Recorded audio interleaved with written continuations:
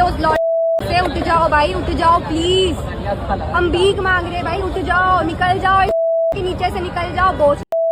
और जो वो घुसा हुआ है मेलोडी की अंदर, निकल जाओ उसके बाहर से बहन के। मैं भी मात्र 15 साल की हूँ। मैंने जो करा वो माफ़ी के लायक नहीं था।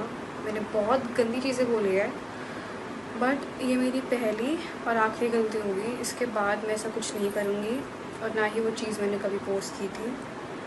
मैं पूरे देश से माफ़ी मांगती हूँ। मैं इतनी शर्मिंदा हूँ, मैं अपनी नज़र भी नहीं उठा पा रही हूँ। मैं सबसे माफ़ी मांग रही हूँ, मुझे प्लीज़ माफ़ कर दीजिए। प्रधानमंत्री नरेंद्र मोदी को आपत्तिजनक शब्द कहने वाली 15 साल की लड़की ने अब हाथ जोड़कर मांगी माफी। नमस्कार, मैं अर्नव और आप देख रहे हैं AIN न्यूज़ 1। अभी हाल ही में एक लड़की की वीडियो सोशल मीडिया पर वायरल हो रही थी, जिसमें वो हमारे देश के प्रधानमंत्री नरेंद्र मोदी के लिए अभद्र भाषा का इस्तेमाल करती है। लेकिन अब लड़की का कहना है कि वह भीड़ के बहकावे में आ गई थी और यह उसकी जिंदगी की पहली और आखिरी गलती है। अब सवाल उठ रहा है कि जब प्रधानमंत्री खुद बच्चों को माफ करने की बात कह चुके हैं, तो क्या लड़की के खिलाफ दर्ज केस भी वापस होगा? दरअसल 23 जुलाई को दिल्ली के जंतर मंतर पर छात्रों का प्रदर्शन चल रहा था। इसी दौरान एक नाबालिग लड़की प्रधानमंत्री नरेंद्र मोदी के खिलाफ आपत्तिजनक शब्द का इस्तेमाल करती दिखाई दी। वीडियो वायरल होने के बाद मामले ने तूल पकड़ लिया। 31 जुलाई को वायरल वीडियो के आधार पर नोएडा में 0 FIR दर्ज की गई और बाद में मामला दिल्ली पुलिस को ट्रांसफर कर दिया गया। अब 1 अगस्त को उसी लड़की का एक नया वीडियो सामने आया। मैं भी मात्र 15 साल की हूँ। मैंने जो करा वो माफ़ी के लायक नहीं था। मैंने बहुत गंदी चीज़ें बोली है, बट ये मेरी पहली और आखिरी गलती होगी। इसके बाद मैं ऐसा कुछ नहीं करूँगी और ना ही वो चीज़ मैंने कभी पोस्ट की थी। मैं पूरे देश से माफ़ी मांगती हूँ।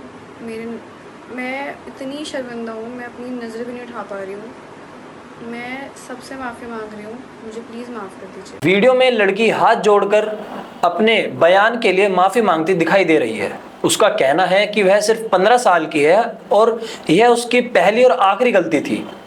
इस पूरे विवाद के बीच प्रधानमंत्री मोदी ने भी शुक्रवार रात सोशल मीडिया पर एक वीडियो जारी किया। प्रधानमंत्री ने कहा कि बचपन में गलतियां होती हैं और उन गलतियों को सुधारने का अवसर भी मिलना चाहिए।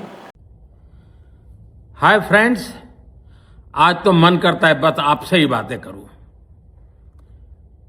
जंतर मंतर पर जो कुछ भी हुआ देश और दुनिया ने देखा है। कुछ शरारती बच्चों ने भद्दी भद्दी गालियां बोली। किसी भी सभ्य समाज को शोभा न दे ऐसे शब्दों का प्रयोग किया गया। मुझे तो गालियां दी गई, मेरी स्वर्गीय माता को भी गालियां दी गई। न जाने कितना भद्दा स्वरूप था। लेकिन मैं आज बात करना चाहता हूं कि बचपन में गलतियां होती हैं और बचपन में गलतियों से सुधरने का अवसर भी होता है, और यही तो बचपना है।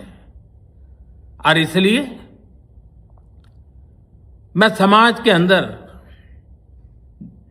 जो आक्रोश है उसको भली भांति समझ सकता हूं। एक कल्चरल शॉक है कि हमारी बेटियां इस प्रकार की भाषा कैसे बोल सकती हैं। लेकिन समय है इन बच्चों को गले लगा करके राह दिखाने का। ये गुमराह बच्चे हैं, उनको राह दिखाना हमारा काम है।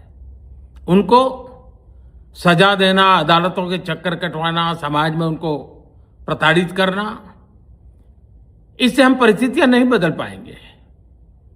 मैं उन्हें माफ करना चाहता हूं। समाज भी मेरी इस बात को स्वीकार करे, क्योंकि मेरे मन में एक ही भाव है। कभी कभी दांतों तले हमारी जीभ आ जाती है, खून निकल आता है, लेकिन हम दांत तोड़ते नहीं हैं, क्योंकि दांत भी हमारे हैं, जीभ भी हमारी है, बच्चे भी हमारे हैं। उन्हें राह दिखाना हमारा काम है। गुमराह को राह दिखाना कठिन होता है, लेकिन कठिन काम हमको करना है।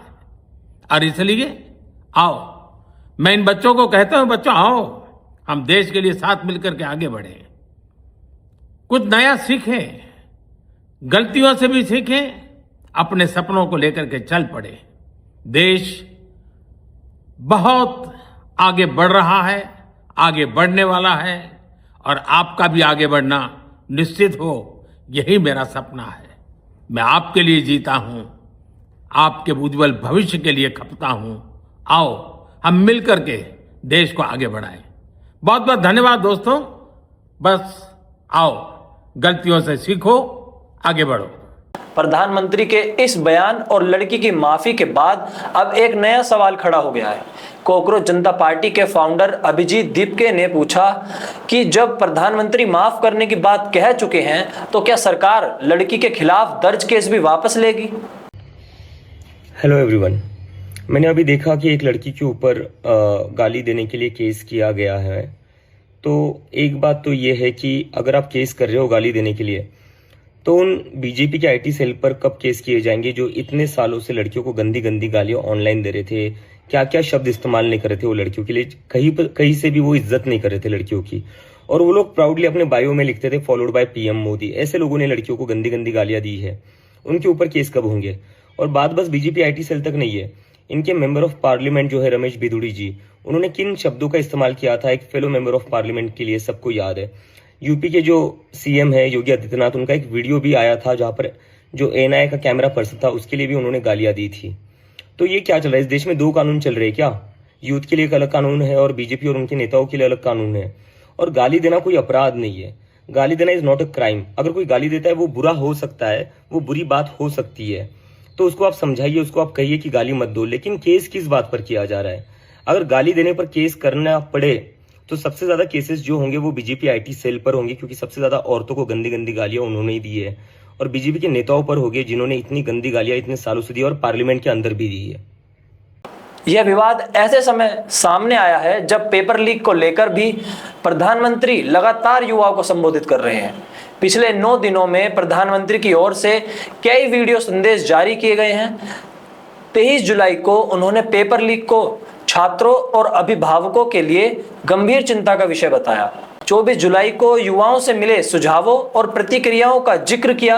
26 जुलाई को पेपर लीक रोकने के लिए सख्त कदम उठाने की बात कही, और 30 जुलाई को उन्होंने कहा कि पेपर लीक से बच्चों के भविष्य पर संकट पैदा हो रहा है और शिक्षा व्यवस्था में सुधार जरूरी है।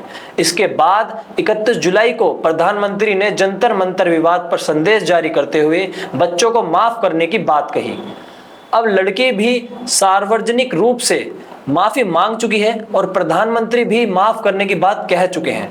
ऐसे में सबसे बड़ा सवाल यही है कि क्या माफी के बाद कानूनी कार्रवाई भी खत्म होगी या फिर दर्ज केस अपनी प्रक्रिया के मुताबिक आगे बढ़ेंगे? आपकी राय क्या है? क्या 15 साल की नाबालिग की माफी के बाद उसके खिलाफ दर्ज केस वापस लिए जाना चाहिए? कमेंट करके जरूर बताइए।